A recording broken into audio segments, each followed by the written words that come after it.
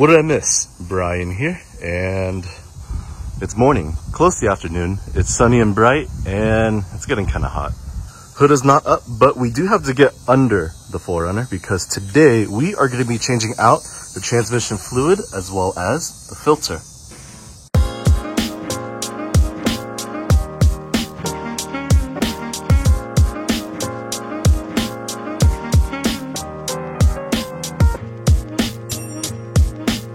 So it's that time where I have to change out the transmission fluid as well as the transmission filter.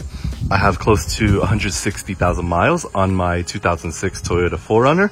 It's a V6, two-wheel drive, and I actually did a transmission fluid and filter change once at 76-ish thousand miles. I just didn't make a video on it, but hey, I need to do it again, and now's a good time to make a video. In front of me is the transmission filter, and it comes with an O-ring on the other side, which is nice, and around it is the gasket for the transmission pan. The transmission filter is made of metal. It's held on by 4 bolts, and it has the metal filter material on the inside, as you can see there. And it's really simple. All we have to do is just unbolt the old one, bolt this new one in, and we're done. Gasket, self-explanatory. We're going to change out the old one and put this new one in. The transmission filter and the gasket for the transmission pan come as a set, and it's not Toyota OEM. It's a third-party brand, but it will work just as fine. And I'm going to do a little mod to the transmission, well, transmission pan actually, but I'm going to add 3 rare earth magnets to the bottom of the pan. Now, the transmission pan will already have 4 magnets in it. They're really small magnets, but I figured, why not add a few more? Now, with these ones, I didn't expect these to be that thick.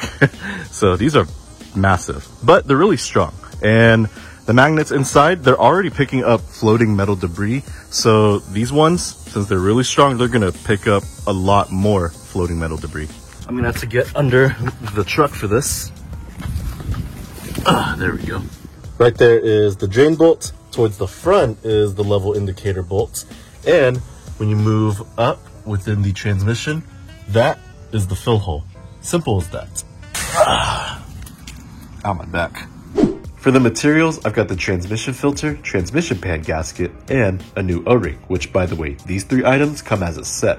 I also got 3 rare earth magnets and the transmission fluid, also known as the ATF. As for the tools, I'm not using much. I'm using a socket wrench with an extension, a 10mm socket, a 14mm socket, and a 24mm socket, preferably a short socket, a fluid pump, a drain pan, and a bunch of cardboard, just in case if I make any messes, the fluid doesn't get on the driveway. Now, Toyota states you have to use their stock WS automatic transmission fluid. However, I've been using Valvoline Max Life for a number of years, ever since my first transmission fluid change, and it's worked great. And plus, the Toyota WS stuff is pretty expensive. If you can afford the Toyota WS automatic transmission fluid, then by all means, go for it. However, if you can't afford it, or if you want to save a little bit of money, this is the way to go. And so, without further ado, let's get to it. Now, for those of you who own the FJ Cruisers, 2nd Gen Tacomas, and 4th Gen 4Runners, it should be straightforward, assuming you have the stock Y-pipe. However, I have the URD Y-pipe, and the pipe is right below the transmission pan. So I made things a bit difficult for myself, and I'm gonna have to maneuver it out somehow.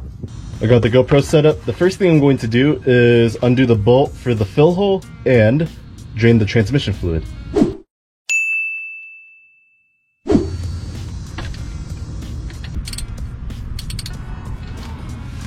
Okay, bolt for the fill hole is out.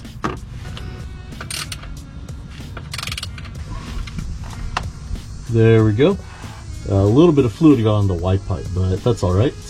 And then while the fluid is draining, I'm gonna go ahead and undo the bolts that are holding in the transmission pan.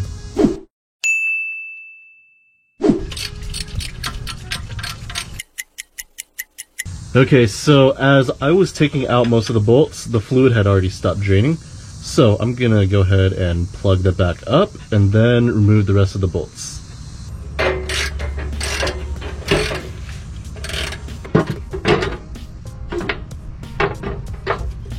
Okay, so I guess I might need to remove the Y pipe after all.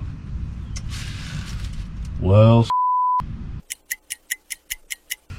I had to drop the Y pipe down just a little bit so I could slide the transmission pan off.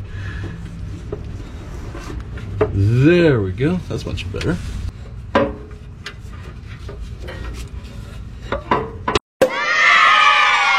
Finally got it out. I didn't have to fully remove the Y pipe. Here is the transmission pan and the gasket still intact. I will say, URD Y pipe, great for increasing exhaust flow and great for performance, not so great for transmission work. In the transmission pan are 4 magnets. You've got 1, 2, 3, 4. They're really small and they pick up floating metal debris. As if I could get it out. Come on. There we go.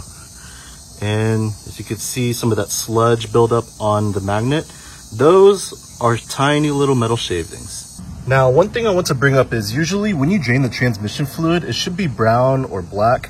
In this case, it's red, and you can see it is bright red. And that's because I did 2 transmission flushes. In fact, I did 2 drain and fills, and the transmission fluid is still retaining its red color, which is pretty good.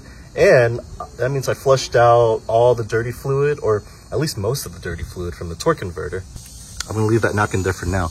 But before you do a transmission fluid and filter change, make sure you flush out the transmission and the torque converter, because the torque converter is going to hold most of the fluid. But anyways, I'm going to go ahead and clean out the transmission pan as well as the magnets. There we go, it's all clean, and I'm gonna let it sit and dry and remove the transmission filter. To remove the transmission filter, it is holding on by 4 10mm bolts. 1 bolt, 2 bolts, 3 bolts.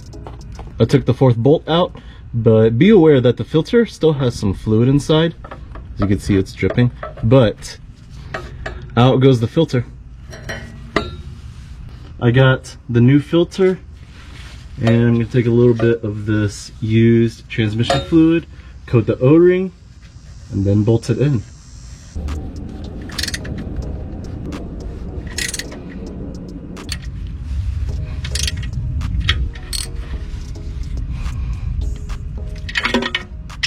Alright, and we're good to go. The filter is in, the inside of the transmission pan is dry, and I went ahead and added the 3 magnets. Now I'm going to add the new gasket and put it back under the chuck.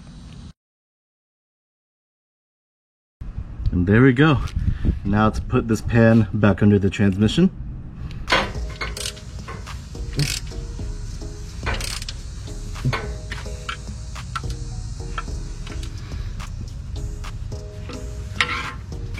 All right, all of the bolts are in, transmission pan is in. All we have to do now is add transmission fluid, then put the Y pipe back in, and we should be good to go. Guys, I'm starting to hate my past decisions. Don't get the URD Y pipe. I'm honestly glad they discontinued it now.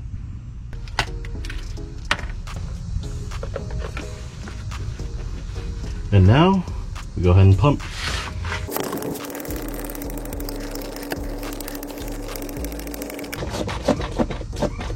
Okay, that is 1 quart.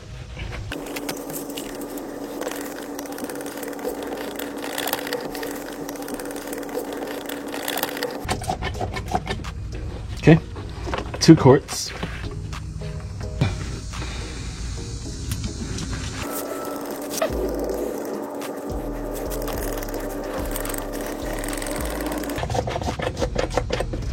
Okay, 3 quarts.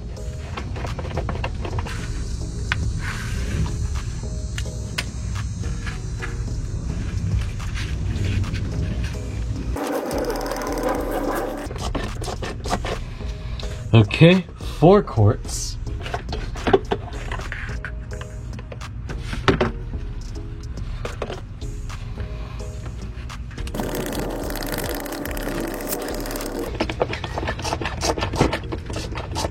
Okay, 5 quarts, and we are done. Now let's put the bolt back and tighten it down. There we go. We are good to go. I'm in the driver's seat and ooh-wee, it is hot. But the last thing we want to do now is start the engine and shift into every gear in our transmission to get the fluid in all the gears. Here we go.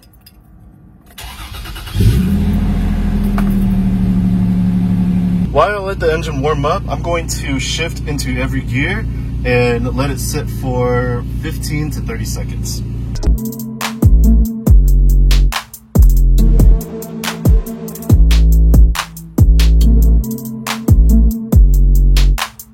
Okay, I ran through every gear, and the last thing I want to check is to make sure I don't have any check engine lights.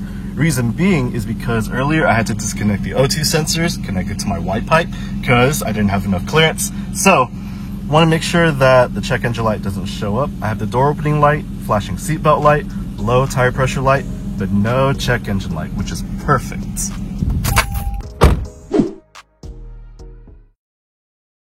So it's been a week since I did the transmission fluid and filter change. Usually when you do a transmission service, it's done. But for me, I had to do some extensive testing.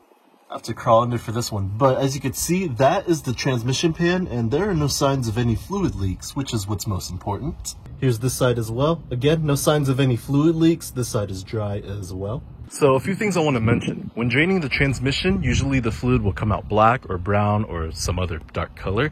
In my case, it was red, and it was bright red in fact, and it was still translucent. That's because I flushed the transmission twice. I did 2 drain and fills, and I got most of the dirty fluid out. Now, usually when it comes to this kind of service, you could just drain the transmission fluid, change the filter, refill it with fluid, and go on from there.